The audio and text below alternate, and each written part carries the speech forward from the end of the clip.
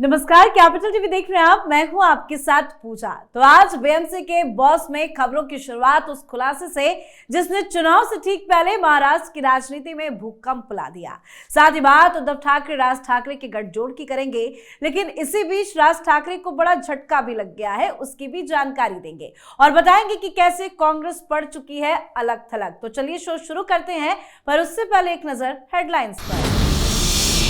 BMC चुनाव से पहले महाराष्ट्र में भूचाल, यूएलसी घोटाले में फडणवीस और शिंदे को फंसाने की रची गई साजिश, महाराष्ट्र के पूर्व डीजीपी पर बड़ा आरोप। 11 जनवरी को उद्धव ठाकरे और राज ठाकरे की होगी संयुक्त जनसभा, छत्रपति शिवाजी महाराज पार्क में रैली की तैयारियां तेज। बीएमसी चुनाव से पहले राज ठाकरे को बड़ा झटका, पार्टी में बड़ा विद्रोह, मनसे नेता संतोष दूरी बीजेपी में हुए शामिल। बीएमसी चुनाव का प्रचार अंतिम चरण पर अलग थलग पड़ी कांग्रेस, शरद पवार भी फंसते आ रहे हैं नजर।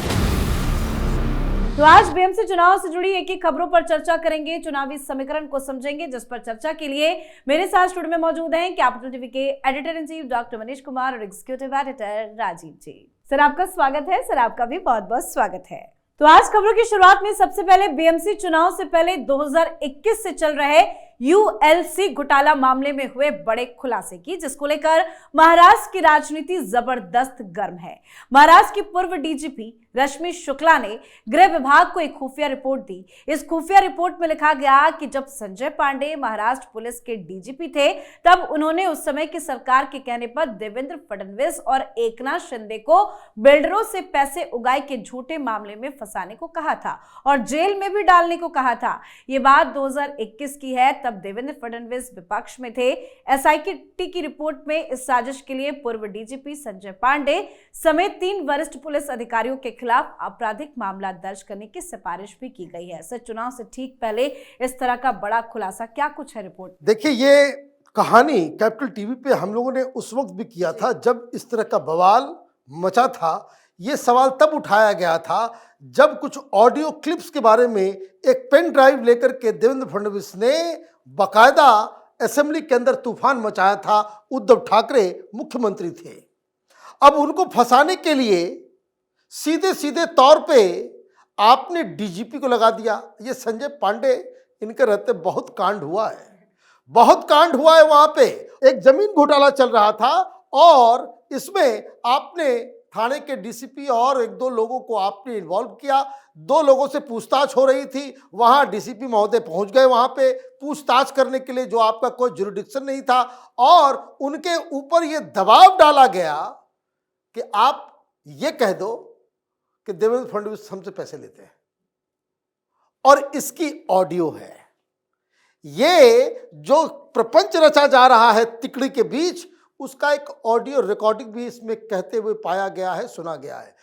रश्मि ji, she is a very upright police officer, और उनकी रिपोर्ट, और ये मत समझिए कि रश्मि जी की वजह से ही ये जो होम मिनिस्टर हुआ करता था एनसीपी का, वो जेल गया।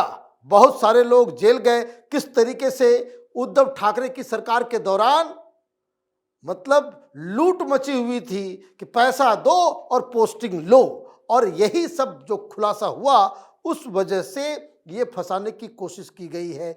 इमीडिएटली डीजीपी के ऊपर कार्रवाई, पूर्व डीजीपी के ऊपर कार्रवाई, उसको गिरफ्तार भी करना चाहिए। वो किसके इशारे पे कर रहा था, उसके खिलाफ भी कार्रवाई होनी। तो सर, क्या रिपोर्ट तो आ गई है, अब एक्शन की बारी है? देखिए, एक्शन तो होना ही है, क्योंकि रश्मि शुक्ला के ऑडियो टेप के बाद से तो कई ऐसे मामले सामने आए, और उसमें अनिल देशमुख, जिसकी बात डॉक्टर साहब कर रहे हैं, उसे भगोड़ा घोषित कर दिया गया था। भाग गया वो गिरफ्तारी के डर से, फिर वापस आया, गिरफ्तार हुआ। ऐसे कई मामले इन्होंने खोले थे। लेकिन इस बीच जो बीएमसी के चुनाव से पहले ये बात सामने आई कि देवेंद्र फडणवीस तो ठीक है, वो विपक्ष में बैठे हुए थे। ये शिवसेना के अंदर की बात है, अंदरूनी कलह जो चल रही है, क्योंकि उस समय से ये मामला चल रहा था कि देवेंद्र फडणवीस को फंसाने की साजिश थी।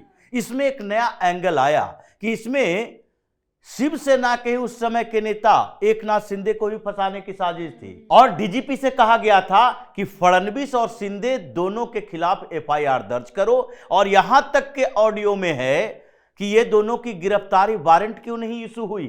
अब तक बाहर कैसे है? यानी उद्धव ठाकरे अपने नेता को जेल भेजना चाह रहे थे। ये शिंदे को गद्दार गद्दार कहते हैं। अब तो शिंदे सेना के लोग चारों तरफ मुंबई में घूम रहे हैं, वो पोस्टर लेकर कि उद्धव ठाकरे गद्दार है, ये हिंदू नेताओं को जेल भेजने की कोशिश करता था। इसलिए बीएमसी के चुनाव पर इसका बड़ा प्रभाव पड़ने वाला है। बिल्कुल, तो चुनाव से पहले इस खुलासे ने महाराष्ट्र की राजनीति में भूचाल ला दिया है, तो वहीं रैलियों का शोर भी चरम पर है। खबर यह है कि उद्धव ठाकरे और राज ठाकरे की 11 जनवरी को छत्रपति शिवाजी महाराज पार्क पर एक संयुक्त जनसभा होने जा रही है। सभा की तैयारियां भी युद्ध स्तर पर चल रही है। चुनाव को लेकर यह सभा अत्यंत महत्वपूर्ण भी मानी जा रही है, क्योंकि मुंबई में ठाकरे भाइयों की ये पहली संयुक्त सार्वजनिक सभा होगी। अब इस सभा के माध्यम से ठाकरे भाई क्या राजनीतिक संदेश देते हैं और मुंबई महानगर पालिका चुनाव के लिए क्या रुख अपनाते हैं, इस पर सबका ध्यान है। सर, संयुक्त रैलियां होंगी, लेकिन क्या संयुक्त नजर आएंगे ये दोनों? देखिए, संयुक्त रैली कर रहे हैं और एक कर रहे हैं, ये अपने आप में वो जो तथाकथित ब्रांड ठाकरे है वो तो जमीन में धंस गया। जी जी, अलग अलग थे तो पिछली बार 2017 में जब चुनाव हुआ था बीएमसी का, तो 6 रैलियां की थी उद्धव ठाकरे ने, और हारे हुए सही, लेकिन राज ठाकरे ने भी 5 रैलियां की थी। इस बार क्यों नहीं कर रहे? इस बार इसलिए नहीं कर रहे क्योंकि लोग नहीं आएंगे। अभी आप क्या कर रहे हो? तो शिवसेना के शाखा में जा रहे हो आप। 5 आदमी 10 आदमी भोंपू पे जो है प्रचार चल रहा है, रोड शो भी करने की हिम्मत नहीं है। तो आप ये देखिए कि कहाँ मतलब ताड़ से गिरे और खजूर पे जाके लटके। और अभी क्या हो रहा है कि कल उन्होंने एक इंटरव्यू दिया वो नेटवर्क 18 के अंदर, और मालूम चल रहा है वहां रो रहे थे कि हमारे साथ बहुत बुरा हुआ, ये हुआ, आंसू। मतलब जब सब खेल जो है वो खत्म हो गया, अब आप जो है इमोशनल ब्लैकमेल कर रहे हो। लेकिन ये जो देवेंद्र फडणवीस और शिंदे को फंसाने वाला जो प्रक्रिया है, उससे बहुत थू-थू हो रही है उद्धव ठाकरे की। और जिस हिसाब से अब तक जो प्रचार हुआ है, जिस हिसाब से ये लोग तो ये कह रहे हैं कि शिंदे का प्रचार इससे कहीं ज्यादा बेहतर, वेल ऑर्गेनाइज्ड, और उसमें ज्यादा भीड़। और सबसे बड़ी चीज, शिंदे उद्धव ठाकरे के गढ़ में जाकर के, चाहे वो प्रभात देवी हो, चाहे वो वर्ली हो, चाहे वो पारल हो, ये सब जगह पे वो रैलियां कर रहे हैं, रोड शो कर रहे हैं, और उनको बहुत ज्यादा इससे फायदा हो। मतलब ये बस जनता को बरगराने के लिए रैली है 11 तारीख को जो होनी है। लेकिन क्या अंदर खाने क्या कुछ चल रहा है? क्या सब कुछ ठीक नहीं है उद्धव ठाकरे और राज ठाकरे के बीच में? देखिए, ठीक तो अपने लेवल पर है, क्योंकि ये दोनों ऊपर के स्तर पर एक दूसरे के साथ ही दिख रहे हैं, एक दूसरे के बारे में अच्छी बातें कर रहे हैं। शिवसेना भवन में जा रहे हैं, मातोश्री में इतने सालों के बाद राज ठाकरे जा रहे हैं, लेकिन ग्राउंड लेवल पर सब ठीक नहीं चल रहा है। और इसी की वजह से अभी उद्धव ठाकरे राज ठाकरे जब एक हुए थे, दोनों ने ज्वाइंट प्रेस कॉन्फ्रेंस किया, उसके बाद से दोनों पार्टियों के कुछ नेता की मुलाकात हुई और इन्होंने डिजाइन किया कि सारे जोन में हमें एक एक संयुक्त रैली करनी पड़ेगी। डिमांड थी पार्टी के नेताओं की, यानी इन दोनों के इर्द गिर्द के जो नेता थे। ग्राउंड पे क्या चल रहा था इनको पता नहीं था। उस समय कहा गया 8 रैलियां की जाएगी, हर जोन में एक संयुक्त रैली होगी। लेकिन जैसे ही धीरे धीरे ग्राउंड से रिपोर्ट लाने लगे कि अगर वहां पर जाएंगे हो सकता है आपस में भिड़ंत हो जाए, और मीडिया के सामने सार्वजनिक रैली के समय में अगर मनसे और उद्धव ठाकरे की शिवसेना, इन दोनों के कार्यकर्ता भिड़ जाते हैं तो फिर तो पूरा खेल ही बिगड़ जाएगा। इन लोगों ने कहा नहीं नहीं, अब हम अपने अपने क्षेत्रों में कुछ लोगों के साथ प्रचार करेंगे, कोई संयुक्त रैली नहीं होगी। लेकिन अब तो 13 तारीख को प्रचार खत्म होने वाला है, तो एक रैली तो होना ही था, इसलिए दोनों एक साथ आ रहे हैं। वहां भी भीड़ को कंट्रोल करने के लिए यूबीटी के और मनसे के कुछ कार्यकर्ताओं को पहले से ही ड्यूटी पर लगा दिया। तो अलग अलग रणनीति हर पार्टी बना रही है, पर इस बीच राज ठाकरे को बड़ा झटका भी लगा है। मनसे के नेता संतोष धूरी ने भारतीय जनता पार्टी का दामन थाम लिया है। उन्होंने आरोप लगाया कि राज ठाकरे के नेतृत्व वाले मनसे ने अपने पुराने और वफादार कार्यकर्ताओं को नजरअंदाज किया और मुंबई नगर निगम चुनाव में सीट बंटवारे के दौरान कई अहम वार्ड शिवसेना यानी कि उद्धव ठाकरे गुट को दे दिए गए। बताया जा रहा है कि ये तो शुरुआत है और अभी बड़े बड़े विद्रोह की आग धधक रही है। सर, ये तो बहुत बड़ा झटका लग गया राज ठाकरे को। राज ठाकरे ही नहीं, दोनों तरफ से झटके पे झटके पड़ रहे हैं एक दूसरे को। ये जब से सीट बंटवारे को लेकर के जैसे ही सीट की घोषणा हुई, ये करीब जो ये खबर आई है, ये कम से कम 20वें या 25वें ऐसे प्रमुख लीडर्स हैं जिन्होंने आदर उद्धव ठाकरे को छोड़ा या राज ठाकरे को छोड़ा। आप देखिए, चाहे वर्ली हो, चाहे वो प्रभात देवी हो, चाहे परेल हो, चाहे वो बांद्रा का इलाका हो, इन सारे वक्रोली में भी जो वहाँ पे विद्रोह चल रहा है, हर जगह शाखा प्रमुख ही विद्रोह कर गया। शाखा प्रमुख जो सबसे बड़ा ऑर्गेनाइजर होता है शिवसेना में, जैसे आरएसएस में शाखा होता है वैसे ही शिवसेना का भी शाखा होता है, और शाखा प्रमुख बहुत सारे जगहों पे शाखा प्रमुख ने अपनी पत्नी को खड़ा कर दिया, और उससे लेकर के ये दोनों लोग ये आपस में सीट शेयरिंग को लेकर के जो इसको कह सकते हैं पचड़ा फंसा है। दो चीजें हैं, बहुत सारे को लगता है कि भाई हमें मिलना चाहिए था, वो राज ठाकरे के पास चला गया, राज ठाकरे वाले को लगता है कि भाई हमें लड़ना था, वो उद्धव के पास चला गया। लेकिन इन सब के अलावा जो सबसे ज्यादा नाराजगी है कि जिसको टिकट मिला, मालूम चल रहा है कि वो पैसे वाले हैं, पैसा दे करके ले लिया, तो ये भी आरोप लग रहा है। तो ये अस्त व्यस्त पूरी तरीके से इनका कैंपेन साफ साफ, मतलब विद्रोह तो काफी पहले से हो रहा है, अभी भी हो रहा है और आगे भी होने की उम्मीद है। लेकिन गठबंधन को लेकर जिस तरह के सवाल इन नेताओं की तरफ से खड़े किए जा रहे हैं, क्या ये गठबंधन टिक पाएगा? देखिए, गठबंधन को लेकर केवल सवाल नहीं है, वो सवाल के अंदर के सवाल को समझना चाहिए, क्योंकि राज ठाकरे के लिए ये इलेक्शन उसी तरीके से है जैसे उद्धव ठाकरे के लिए था पिछली बार विधानसभा इलेक्शन। राज ठाकरे ने वही गलती की है जो उद्धव ठाकरे ने भारतीय जनता पार्टी के साथ गठबंधन तोड़कर केवल मुख्यमंत्री पद के लिए अघाड़ी बनाया था। ये राज ठाकरे के कैरियर के लिए बर्बादी की ओर ले जाने वाला है। राज ठाकरे अभी तक टिके हुए थे क्योंकि उनको और उनके कार्यकर्ता नेताओं को लगता था कि शिवसेना में वो इज्जत उन्हें नहीं दी गई, बाला साहब ठाकरे ने उनके साथ बेहतर सहयोग नहीं किया, उनको उत्तराधिकारी बनना चाहिए था, उनका एग्रेशन था, मुसलमानों के खिलाफ ऐलान था, और हर जगह पर वो अपने एजेंडे पर काम करते रहे। लेकिन अब क्या हुआ है, इस बीच दोनों मुस्लिम प्रेम में अंधे हो गए।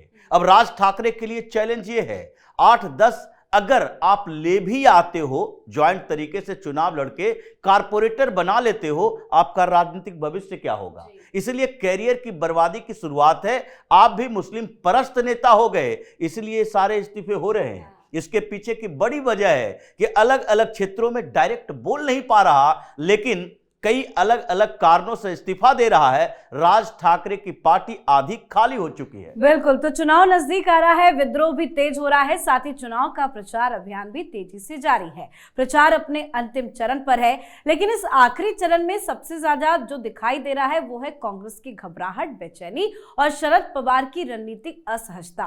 कांग्रेस ने शोर मचाया, हम अकेले लड़ेंगे। सुनने में ये साहस लगता है, लेकिन जमीनी हकीकत कुछ और है। असल में कांग्रेस अकेले नहीं अलग थलग पड़ती नजर आ रही है और शरद पवार अपनी साख बचाने में जुटे हुए हैं। सर, क्या कुछ चल रहा है कांग्रेस पार्टी में?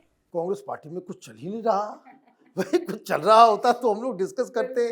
जिस हिसाब से, अब देखिए एक बात मैं कह रहा हूं, ये 15 तारीख को मेरी बात याद रखिएगा, जो यदा कदा इधर उधर कोई जीत भी गया कांग्रेस का या शरद पवार की पार्टी का और इवन राज ठाकरे और उद्धव ठाकरे का, संख्या इतनी कम होगी कि आप देखेंगे कि मालूम चलेगा कि भाई बहुत सारी पार्टियां बिल्कुल विहीन हो गई, पार्षद विहीन हो गई। क्यों? वो सब उठ पुट के चले आएंगे इधर।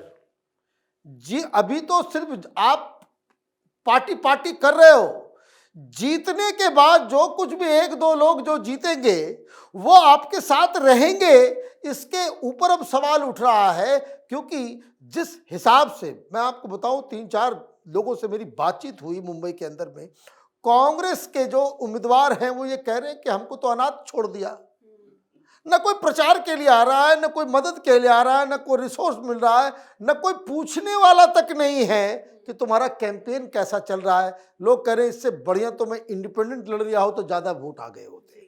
तो ये कहानी है कांग्रेस की जी। और शरद पवार में क्या चल रहा है पार्टी? देखिए, शरद पवार के लिए बड़ी समस्या है मुंबई के अंदर। वो मुंबई के बाहर में अगर म्युनिसिपल कॉर्पोरेशन का अलग अलग चुनाव हो रहा है, स्थानीय निकाय के चुनावों में कुछ क्षेत्रों में अपनी उपस्थिति दर्ज करवा रहे हैं, लेकिन मुंबई के अंदर शरद पवार और अजीत पवार दोनों के लिए बड़ी समस्या है। अजीत पवार को लग रहा था कि अगर इस गठबंधन का हिस्सा हमें बना लिया जाता शिंदे और भारतीय जनता पार्टी के साथ, तो कुछ सीटें तो लेकर आते, लेकिन समस्या यह हो गई कि इनकी डिमांड ज्यादा बड़ी थी। इसलिए भारतीय जनता पार्टी शिंदे गुट ने यह सोचा कि इनको अलग ही रहने दिया जाए। अब इन लोगों ने पूरा प्रचार शिफ्ट कहां कर दिया, पुणे, चिंचवाड़, उसके बाद बारामती के इलाके, उन्हीं क्षेत्रों में अपना प्रचार ज्यादा कर रहे हैं। मुंबई पे तो सरेंडर ही कर चुके हैं। इसलिए आगे ये बीएमसी के चुनाव में एनसीपी शरद पवार या फिर एनसीपी अजीत पवार की पार्टी, ये दोनों साफ होने वाली है। बिल्कुल सर, बहुत बहुत धन्यवाद सर आपका, और आपका भी बहुत बहुत धन्यवाद। तो बीएमसी का ये चुनाव अब सिर्फ वार्डों का नहीं रह गया है, ये चुनाव बन चुका है सत्ता बनाम साजिश, संगठन बनाम भ्रम और स्थिरता बनाम अवसरवाद की सीधी लड़ाई का। जैसे जैसे चुनाव नजदीक आ रहे हैं, माहौल भी गर्मा रहा है, तो बस कुछ ही दिनों का इंतजार कीजिए और फिर खुलेगा राज कि कौन बनने जा रहा है बीएमसी का बॉस। तो आपको क्या लगता है, आप भी कमेंट करके जरूर लिखिएगा। देखते रहिए कैपिटल टीवी। नमस्कार।